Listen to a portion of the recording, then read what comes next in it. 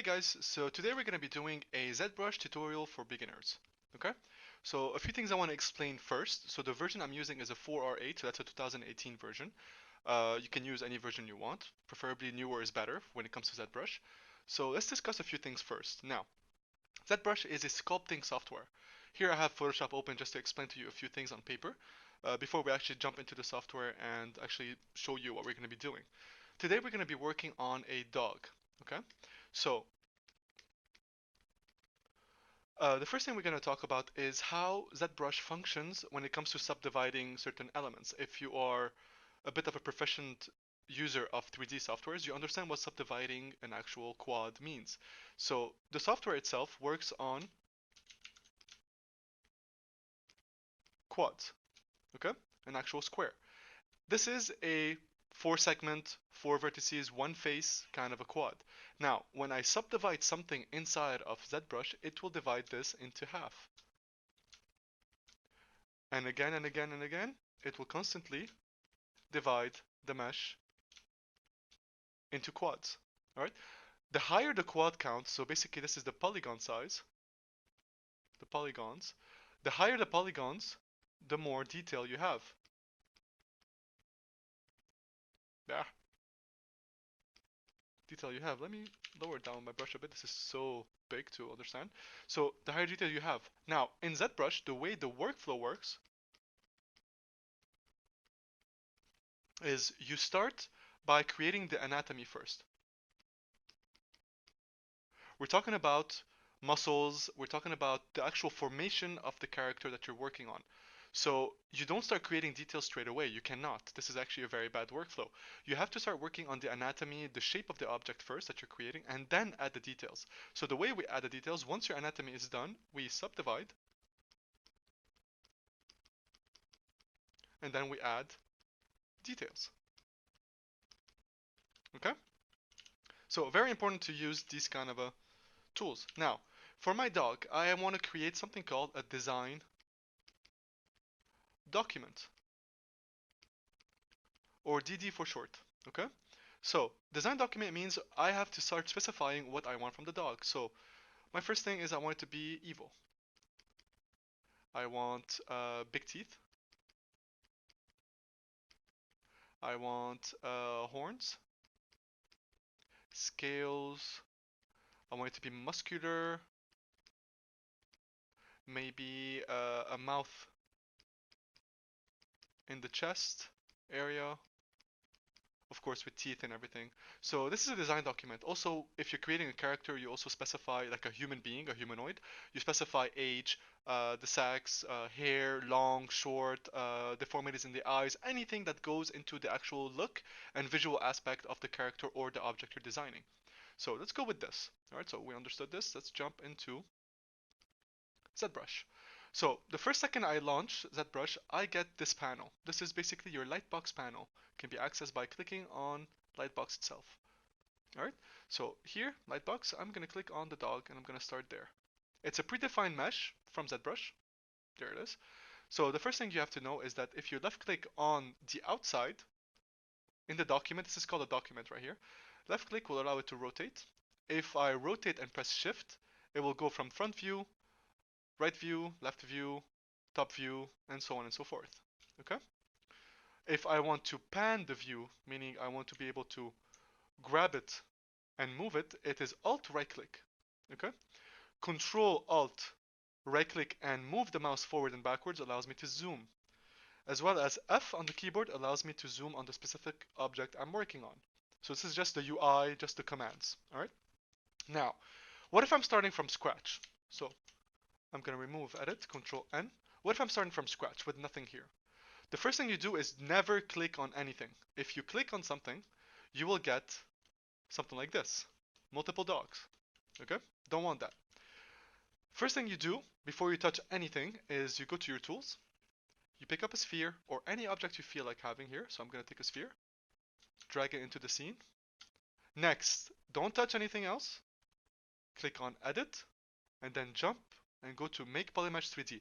By making it polymesh 3D, basically whatever you transform or sculpt on this actual object, it will save itself into your toolbar. So here I have my sphere 3D. I'm gonna make polymesh 3D, and here you see I have on the last one PM3D sphere 3D. This is exactly the one I'm using, so it will never go away. It is basically saving itself here. So if I do mess up, so let's say I'm sculpting and I'm doing something here, I'm just clicking on the mouse, blah blah blah. Okay, I messed up. Remove edit, Control N to create a new page, select again, and here it is. I can still click on it, click and drag it, and get it back if I have to. Again, I have to press edit after it, and that's it. I can still sculpt on it. Okay? Remove edit, Control N to start again, and I'm gonna get my dog and reposition it where he was. And edit. There we go. So, let's look over the UI a little bit here. I'm not going to go over all of these things here because there's a lot of things you have to learn about these. Everything that you see here is basically here as well. Okay? So, top left, brush. These are your brushes, and of course you can import so many other brushes that you want from the internet, from other artists, so many ones that we use. But there's a few standard ones that every single person and artist works in with ZBrush, which is your standard brush right here, your clay buildup. So to be able to pull up specific brushes, so standard is BST on your keyboard, BST, standard ST. Clay buildup, BCB, clay buildup, so BCB. BDS for the damn standard brush, BMV for the move brush, BSH for snake hook, and a few other ones that we're not going to go into them, but at least you get these. Now, BST for the standard brush. Under it, there's basically how this brush will behave. So here it's drawing into a stroke of dots. You have also free-handed color spray for colors. So color spray, basically, if you select a red color, it will also paint a bit of yellow and a bit of orange. It selects the spectrum that is around the red and paints it on top of the dog. Spray is also just for sculpting. It sprays in a basically pattern, like a blob. And drag dot, forget about it. I'm not going to talk about it at all. Alphas is, for an example, if I want to create scales or I want to create kind of an electrical feeling or dots or kind of veins. And you can create these by yourselves if you want to. Or you can basically import them from the internet if you want to. Textures, we're not going to go into them. Materials, basically, what am I looking at? I want it to be a wax. I want it to be a chalk. I like skin shade 4. It's pretty good. It's in white. Or the red one, the standard one. Typically it comes in red. Your colors, whatever colors you want, and the gradient, forget about them for now. Next, I have my edit and draw tool. So this is basically to be able to sculpt. The draw tool to be able to create multiple variations of this. Move tool to be able to move the dog if I want to. Control Z to go back. Scale to be able to scale it up and down if I want to. So here, in this gizmo, this is called a 3D gizmo. The arrow allows me to move it any way I want. The middle square right here, the yellow one, will allow me to scale uniformly. If I want to scale it from this point, I grab this box, this point, this box, and the red one to scale it completely like this, flat. Okay. Rotate, I can rotate it on one axis, or the other, or this one. And these are the uniform scale. So for example, if I snap my view here and I rotate, it will rotate on this specific axis. Okay? This is just a small information.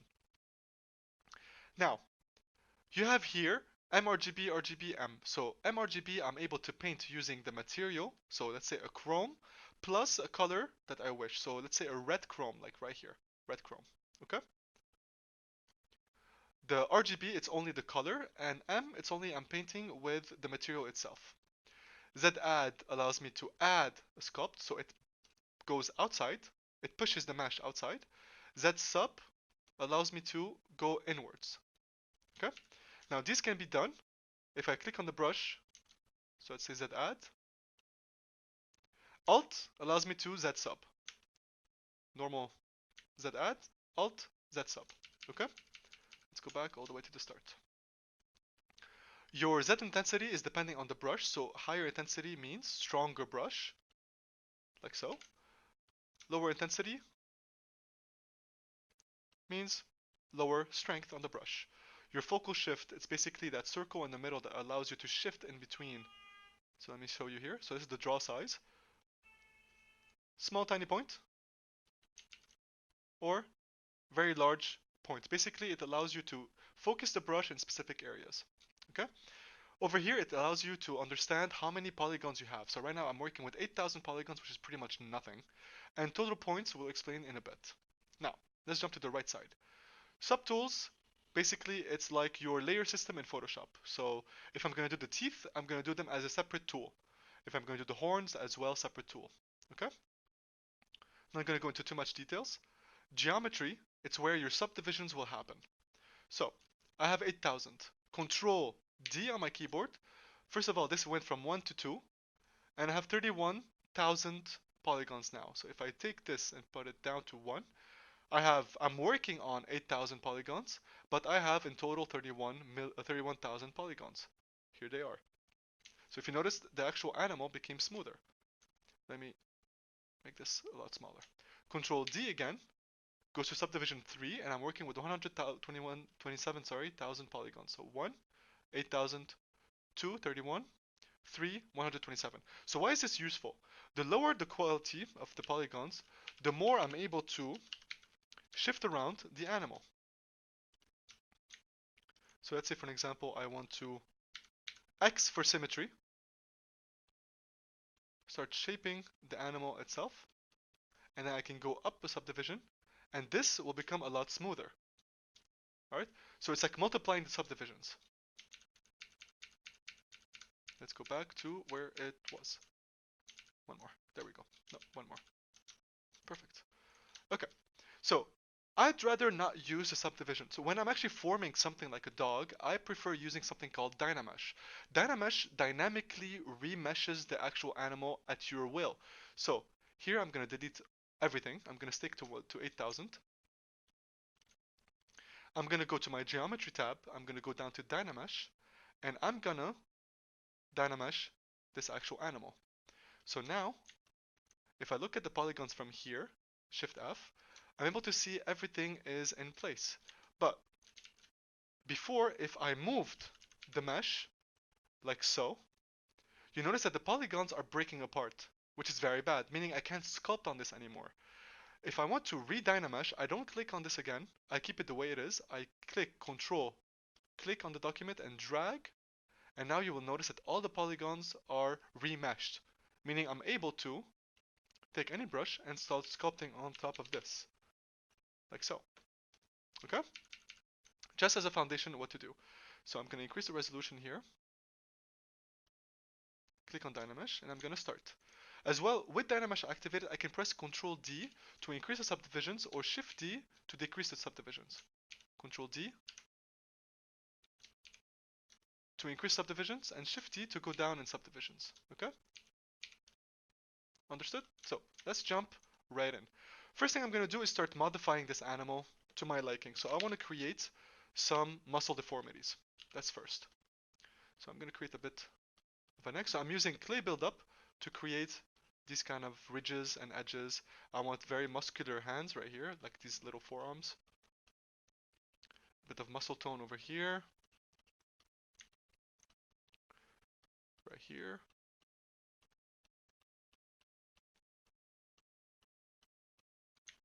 So again, we're working on an evil, kind of demonic dog. Okay? So next, I'm going to increase subdivisions a little bit, and I'm going to press Shift on my brush. Shift allows me to smooth these areas out so that they're not so harsh. Just following the brush where it's going. Now the legs are a little bit too thin, so I'm going to take a brush called Inflate. So I'm going to find it here, Inflate, and I'm just going to increase a little bit the density of my actual arms, of the paws right here. I'm going to go here for the back as well.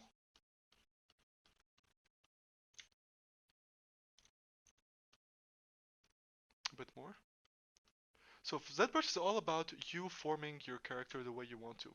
Don't panic too much in the beginning, take your time, have fun with the brushes, see what each one does, and you'll understand very quickly. So now let me snap the view to the front view, create a bit more of a bulge here. There we go.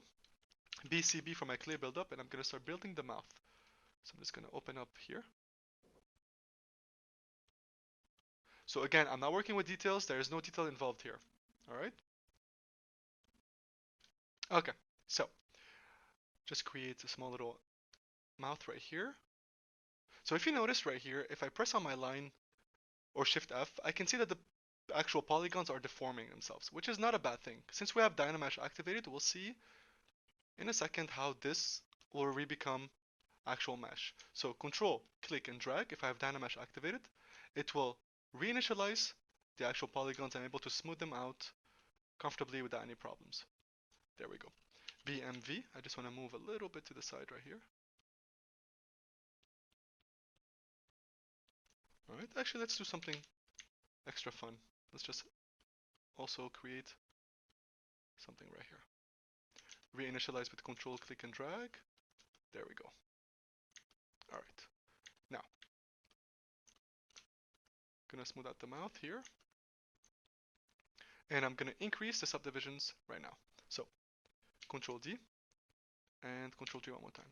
So now I'm at 625,000, which is really good for me to start creating a few details. So I want a bit more muscles. BCB. Let's create a bit more muscles. When you increase the subdivision, you notice that the brush becomes a bit different. It's drawing a little bit smoother. And that's the point we're trying to make here. I want to go in a little bit. Kind of create those skeletal ridges. Kind of, and smooth everything out. So now you can actually see those fibers, the muscle fibers starting to come out, which is really good. I want a little bit more. So what I'm doing is just following the flow of the anatomy of the actual character, the dog here.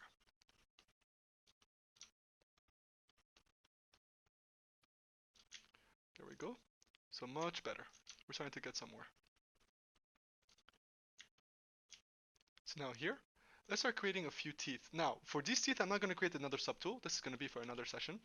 So for now, I'm just going to take a snake hook, BSH, and I'm just going to start drawing out a few of these little teeth, just like so. Also here.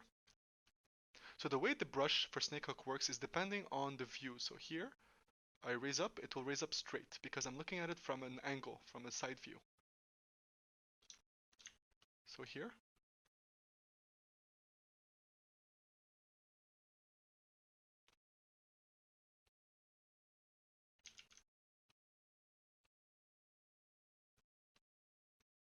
there we go, so side view here, just to get a few of these out.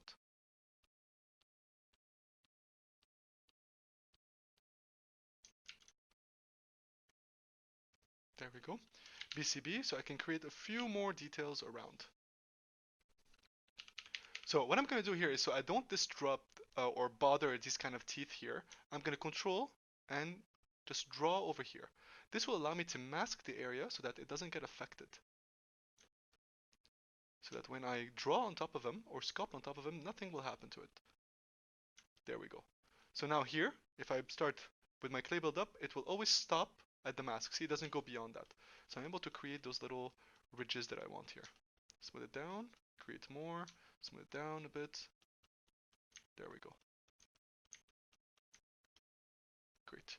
To remove the mask, Control, click outside and drag. If I have nothing masked and I click Control, click and drag, it will reinitialize Dynamesh. So be careful. Okay. So now I have a bit of a demonic kind of a style right here. So let's make this a bit more interesting. Let's increase the resolution, re-Dynamesh. So I increase the resolution so I don't lose that much detail, because when you re-Dynamesh, you will lose detail.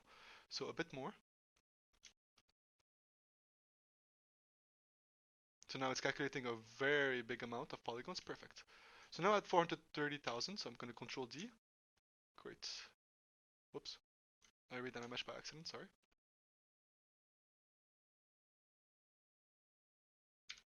There we go.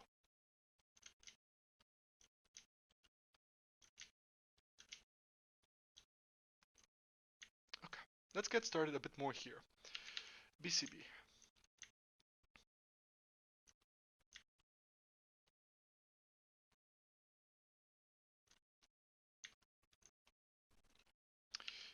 MV so I can start creating a few deformities here.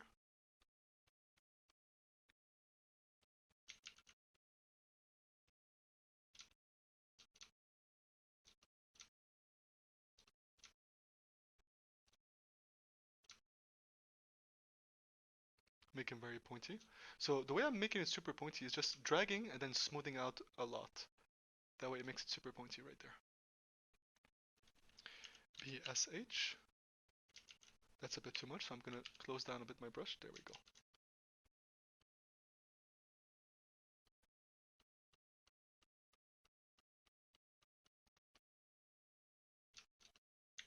So I don't have a set plan in mind. All I'm doing is just having fun with the actual character.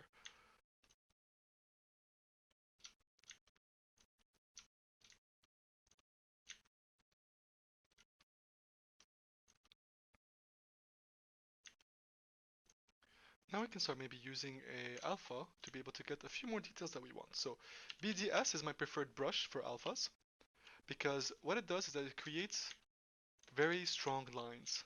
Okay, so let me smooth out the eyes a little bit here. So let me show you here around the eyes. It creates a contour that is very nice. So I'm able to just contour that eye and back to the original point. Smooth it down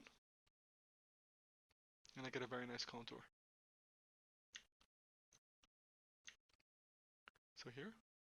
So if you notice here, it's ruined. The polygons are ruined, so the actual brush work is very bad. So I can reinitialize this. It will come back to normal. Give it a second to load up. There we go. So back to normal. Perfect. Control D once, and I can start smoothing this out and start creating these little ridges.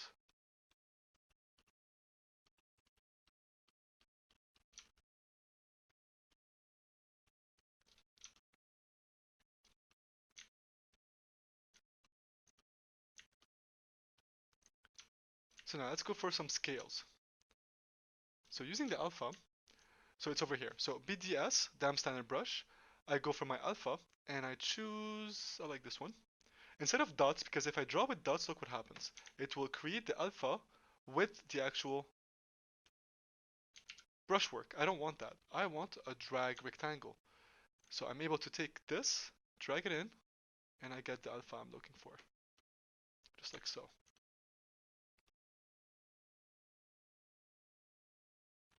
Just like so. Great. So here around the eye.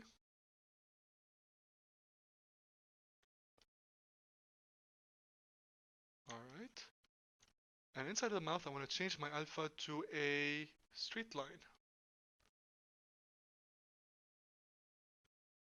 Let me just rotate this a little bit.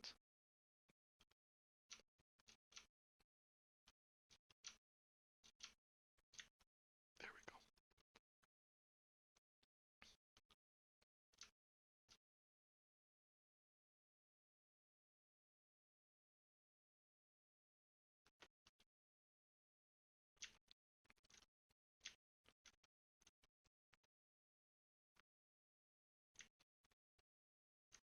So this is just a beginner tutorial just for you to understand pretty much how the brushes work, ZBrush works, and all in general. And we'll go over more details in another video for sure.